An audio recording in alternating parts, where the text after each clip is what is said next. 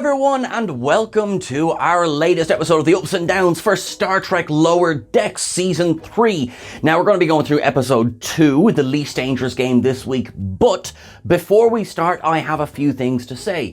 First and foremost, I want to make a massive thank you to the wonderful group Gaze in Space, which brought me to Star Trek Las Vegas, the 56-year mission there last week.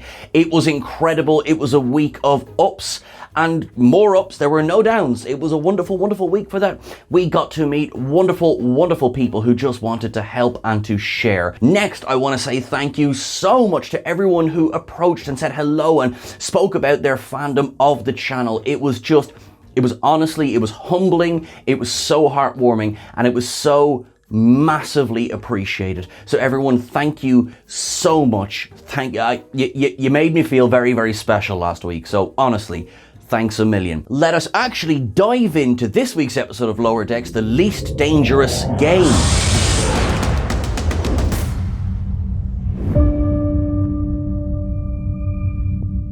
Now, I don't like to start with a down because obviously that kind of goes against the whole positivity of what we do, but bear with me for this one, okay? Bear with me. The down comes from a little bit of the fallout from last week's episode, and of course the end of Season 2. One of the wonderful things about Lower Decks, and as we see in Strange New Worlds as well, is that Star Trek is playing again with episodic television, and that is just wonderful, and we love it. That in itself, I am not downing by any way. What I downed last week is the quick turnaround of the resolution of the Freeman story. Now, the reason that's spilling over into this week's downs is because that montage at the end of last week's episode that saw Morgan Bateson in Chain of Command uniform, that saw Tuvok appear, that saw Freeman just walk free at the end with no real kind of exploration of that, is that looking at that montage could have been half a season long. There would have been so much comedy to mine there. Think about an entire episode parodying The Measure of a Man or The Drumhead, those courtroom dramas that are so great in Star Trek's history and so easy to parody.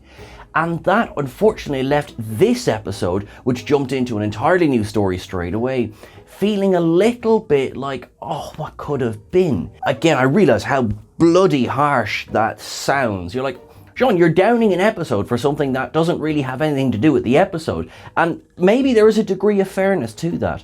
But because this goes so quickly on and, there's no mention whatsoever to the amount of effort that Mariner went to last week in an attempt to save her mum, and we sort of get back straight away to, Mariner is being coached so tightly by Ransom. People don't really trust her very much. We're kind of back to the status quo of Season 1 a little bit. And I thought it was kind of too much whiplash, maybe, is the feeling that I'm getting here from this. That, to me, put a bit of a tiny little bit of a dampener on this episode for me. Which, although, don't worry, I've plenty of ups to go through for this episode, that one, for me, I just thought it was a disappointing start and thread throughout the whole episode. Now, there was plenty of comedy in Ransom and Mariner this week, and I will get to that. I just thought that this story overall felt like more of a Season 1 episode than a Season 3 episode, and that, for me, unfortunately, puts it into the down camp. Now, you're probably looking at this going like, Sean, it started well, you're talking about how happy you were about the con, and then the next thing you're like, oh, I didn't like the episode very much. I did like the episode very much, so let me very quickly go to my up, which is the return of J.G. Hertzler as General Martok. It's actually my Latinum up. That's how much I love this. I love that he reprises the role in this episode. Yes, I'm aware it's in a slightly different form. So the gang are playing this board game, which of course is a reference to the Klingon board game that came out in the 90s. Check out that Gowron expansion pack. That has Martok guiding the players through the various roles. Now, obviously, this is, a kind of a parody on D&D as well. Batleths and, I have to read this one, Batleths and Binocs. All right then. So fun. And also you see them all getting into gear. I love the fact that Boimler has clearly scalped a Klingon and no one's talking about that. It shows them initially letting loose before poor old Mariner gets called from ransom because she needs to be early, but the briefing's not for an hour, but she needs to be like cadet early, which means an hour early is late. And I do enjoy this playoff because we know that Ransom is playing with her and we know she kind of has to go along with it. But there's a bit of comedy behind there, so I am enjoying this bit. But yeah, no, like Martok. The only other time we've seen Martok return since the end of DS9 was as a skull in Picard Season 2. And I don't know about you, but I personally was not satisfied with just seeing his skull. There was a line early in the episode that made me properly snort, which is actually on theme up. Bunch of different aliens with slightly different nose ridges. We're already looking at a list in which we go through all of the different makeup jobs for aliens in Star Trek that are effectively different noses. You have to wonder what is going on in the evolutionary makeup of the Star Trek universe that so many different nose ridges have occurred in so many different alien races. And as humans, what are we missing out on? We don't have those ridges. Are we screwed for this? Do we need the ridges? Do I need the ridges? I should probably get ridges. As you well know, there are lists in which I have talked about paused moments of Star Trek, and I'm pretty sure we have one to add to that list. Tendi in the towel. Not gonna lie. I enjoy her entire scene with Boimler here, where she basically encourages him, look, just get out of the norm. Just stop planning everything down to the absolute minute, because there's no room for spontaneity, which means you're not able to intermingle with other crew members. Because this is coming off the story of another member of the crew who basically stumbled his way upwards to a captaincy of the USS Inglewood. And Boimler is so frustrated by this because everything he does is about getting into this command program. It's about becoming captain one day. And as Tendi reminds him, is that, listen, you need to be a bit more flexible. You need to be able to say yes to certain things. Now, Boimler being Boimler, he takes this as, I'm going to say yes to everything. I will only say yes, and that will be my lesson of the day, which we'll see how that goes for him. But his first yes brings him to a spring ball court. Effectively, you know, kind of he becomes fodder to poor old Shax's chest. It's a hilarious scene, and it's also a good scene that, you know, Shax and Boimler together, which is fun. And it's funny as well because it starts with Boimler going, yeah, absolutely no way. And the crewman who invited him, a little bit hurt, played by Troy Baker, by the way, who is effectively voice acting royalty. He kind of goes, whoa, actually, I'd love to play. And he, you know, he starts to make a relationship out of it. And Shax is able to say as well, hey, look, you know, you ever need a favor, you come to me. And that actually, in a comedy setting, is quite a good lesson for us all to learn. Get involved in things you're not normally involved in. And it's a great way of making friends, of making relationships. So actually, in this funny comedy scene, there's a really important life lessons to learn. It also slightly backfires on Boimler because they're in the mess hall and he is approached by one of the scariest looking characters we've ever had in Lower Decks, which is the new character of Cranch. Now, this is an up for me because I really like Cranch. Let's be honest, Cranch is definitely taking inspiration from The Predator, is taking inspiration from episodes like Captive Pursuit, and I am totally here for it because I really like the way that he's presented. Nolan North does a great job of voicing this character. He says, would you like to be hunted? Now, personally, no. No, I'm fine, thanks. And Tendi, quite rightly says, Boimler, no, this is not something to say yes to. But Boimler is on his yes day. Boimler's saying yes to everything. And so he says yes. And I mean, he's just given the Predator, like, permission to hunt him. And the way that the scene begins is so funny. You've got Cranch is just backing away, hissing, staring at it, going, I give you 1 hour. And it's so funny because Boimler's like, oh, it's fine. It's like, but Boimler, run. Get a shuttle, get off this ship. You know, he even realizes his slight mistake. He goes to Cranch's quarters and it's like, hey, about that. And Cranch has this fantastic line about, there are 3 types of prey. There are the prey who will run straight away, the prey who will freeze, and the third type of prey who's some sort of flying lizard type. Yeah, it doesn't really apply to you. And then the hunt begins. And Boimler needs to absolutely run. He's tearing through the whole ship. He even runs up to Captain Freeman and it's just like, oh, Captain, I need your help. I need you to be able to call off this creature for me. And of course, she's just like, yep, okay, yeah. Oh wait, no, Crunch. Oh yeah, no, you've got to say yes to Crunch. Yeah, no, I can't help you here. It's so funny, in fact, that she says, oh, I shared a lovely morning with Crunch, so, I couldn't possibly say no, which leads to one of the lines that got the biggest laugh out of me this week. Up. Hello, Captain. Thank you for the mimosas. Crunch is having mimosas with Captain Freeman. I properly snorted my laughter. I snort laughter a lot. I probably should see someone about that. But I really, really laughed so hard at that line. Because, of course, what do we picture when we see Crunch? We think, ripping the meat off the bones of people, drinking, frankly, Klingon, drinking blood wine or something. And no, in fact, he's been sharing mimosas with Freeman. I loved it. I loved it so much. Really, really enjoyed it. In the background of all of this, what we've got going on is Mariner and Ransom are down on this orbital tether elevator. It was a team of 4 because Rutherford and Billups were also, they've gone down to repair this. We're not supposed to call it an elevator according to Ransom. It's an elevator. But Ransom, who's trying to put Mariner through her paces, says, I know.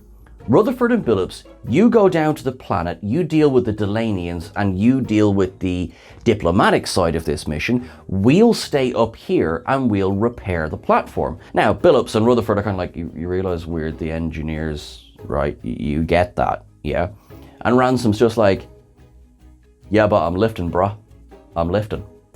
And, it's fine. So off they go down to the planet, which actually leads me to a little down. Billups and Rutherford are shown, being absolutely pampered by the Delanians. They're sitting on the lounging chairs, they're enjoying drinks, and Billups begins to talk about just how lovely it is to be kind of showered in the kisses and how they, they greet people via kisses. Rutherford pops his head in and says, with tongues. To me, this was slightly against character type, because one of the ongoing character traits of Billups is the fact that he's clearly asexual. And, think about it. When we had that episode that was set in, all these holodeck situations, the hilarious and oft discussed moment where we see Boimler doing the Boimler spread. We see Ta'ana and Shax, who are quite literally all over each other. And also, I just have to share this image of this amazing cosplay over the weekend, because what a creativity there, Paul. It's just amazing. In that scene, you see Billups, who's absolutely ripped, sitting working on his pad, and nothing is said.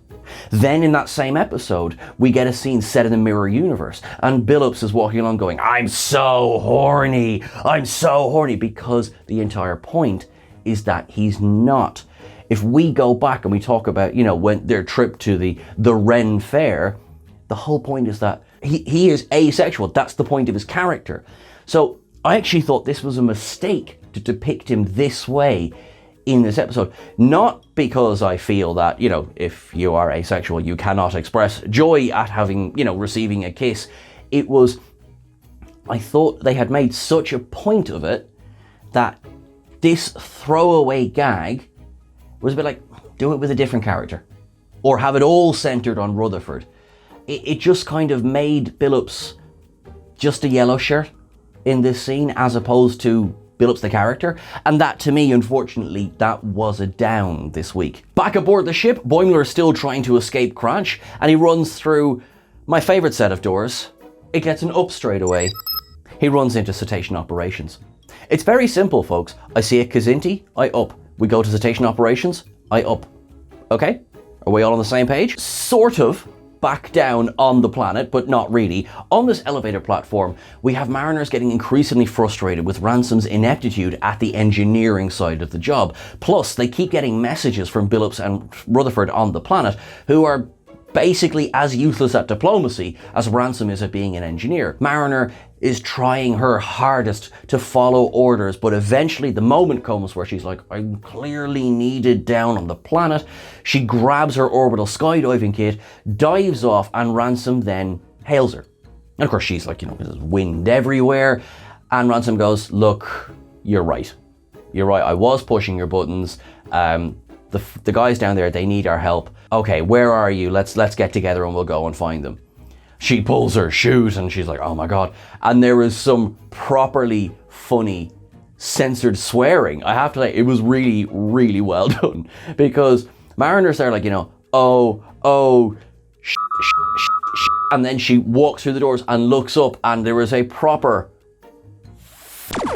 and it is so funny. Now, I'm not saying haha swear words are funny. That's not it. It's the absolute delivery and the censoring of it that's so well done. That's an up from me. And again, when we get up there and poor Mariner is dying, she's covered in sweat and she's barely able to stand. And Ransom's like, hey, kind of great. Are you ready to go down? And she's like, yes, Commander. And he's like, right, here's what we'll do. Throw on your orbital skydiving suit and down we go. And it leads to she is done. She is absolutely done. Ransom jumps out and of course he's just delighted with himself. He's jumping down. Beside him, limbs a flail. You've got Mariner fast asleep in the skydiving suit. And that was an up from me. I just thought that visual comedy was so well done. I really, really enjoyed that. After they get down to the planet, at this stage, Billups and Rutherford are being dangled over a volcano. There's a telepathic baby and a supercomputer, and it's all basically what you expect in your average episode of Star Trek. One thing that was dropped earlier in the episode is that this is a race of people who live by wellness. And how can they be interacted with? Who better to speak to them than Ransom himself? Even more so, taken up Ransom's abs, or as they're also called, his lava tubes. Back up on the ship, Boimler has done so well to escape for so long, but Cranch catches him. Boimler tries, he's like, right, that's it, I am ready to go, because he runs into the cargo bay where they were earlier on, and then the board game suddenly knocks over and... Wait, what's that? Hold on, we're getting a shout from Cannon Watch. Thank you very much, Sean, for calling to us. Of course, what we are now confirming in canon is the existence of the fabled Klingon VHS board game. This VHS was a large rectangular disc-type creation that was played in a machine by humans in the late 20th century. Now we would see cameos from various Klingons, thus proving that Klingons were on Earth in the late 20th century. This has been shown in Lower Decks. This proves that Klingons and humans had first contact long before the Vulcans did. I'm Sean for the Federation News Network. Back to you. Thank you very much, Sean. Good to know. Boimler sitting there talking to video game Martok, and he gets suddenly this urge of, yes, I'm good to go. He gets a phaser rifle, he gets his belt of engineering tools, he stands up and he goes out to take on Cranch and gets a spear directly through his shoulder. Boimler's down, Cranch comes closer, he pulls out this multi-bladed weapon and takes a selfie. Up. This might not have been the most shocking end to this story. They were hardly going to kill off Boimler, although that would have been quite a surprising ending. But I just loved that. And he's so grateful. Thank you so much for letting me hunt you. You're so nice. It was so funny. I really enjoyed this storyline. I thought it was good comedy, good payoff. Nicely done, everyone. Nicely done. They all get back together, the four mains, they're sitting there, they're playing the board game, and everything's just about to end with more and more playing before they're told to buy the expansion pack, because remember, it was designed by the Ferengi. Now, if you enjoyed that, or if you didn't,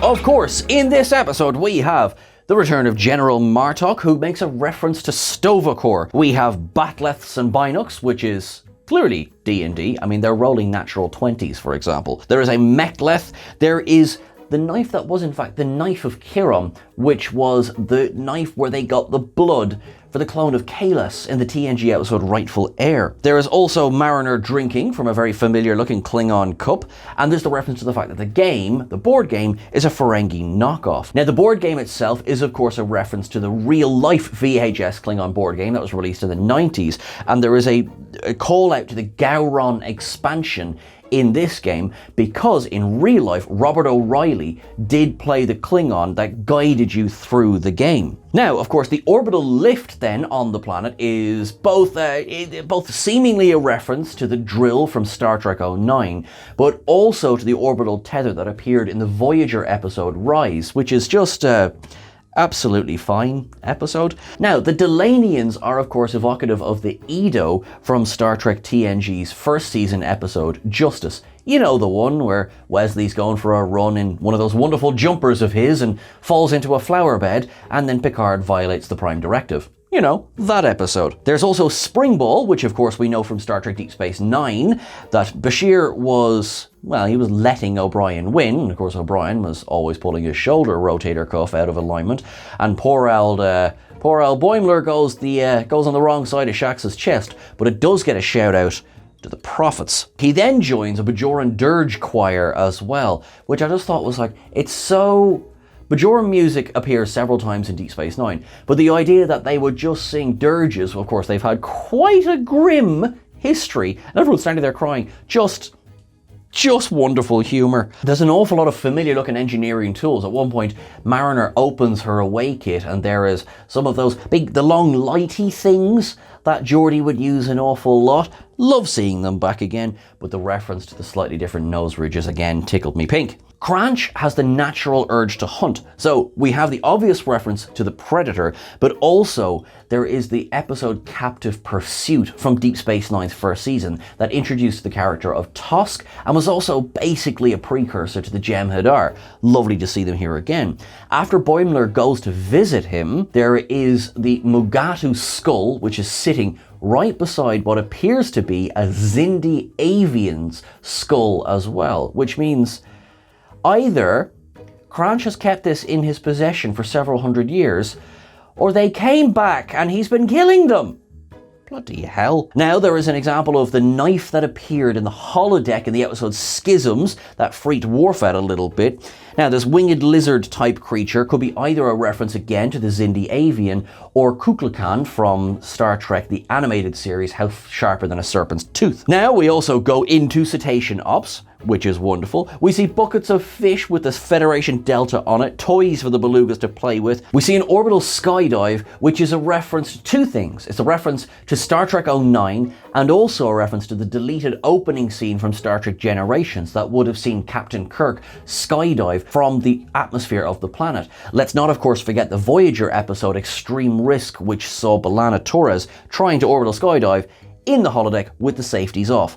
Not really the best idea in the world. We see the return of the red tube lights, which are just everywhere. They're like the Watcher in Star Trek's universe. There is a wonderful moment where Martok calls out, "Never back down, never cower." And if that isn't a reference to the forgotten Star Trek film Galaxy Quest, I don't know what is. There is, of course, the appearance of the Federation phaser rifle. Now, when Cranch is taking his selfie with Boimler, he says he wants to get one for the boys back home. Maybe that's a reach. I don't really care. The boys. Sentient baby, 355 computer, and a living volcano, and if that's not straight out of an episode of the original series, I don't really know what is.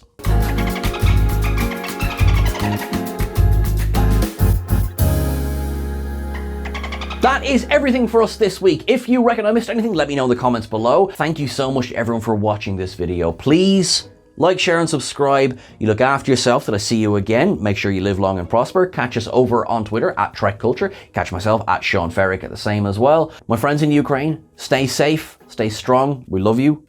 Everyone, have a wonderful week. Make it so.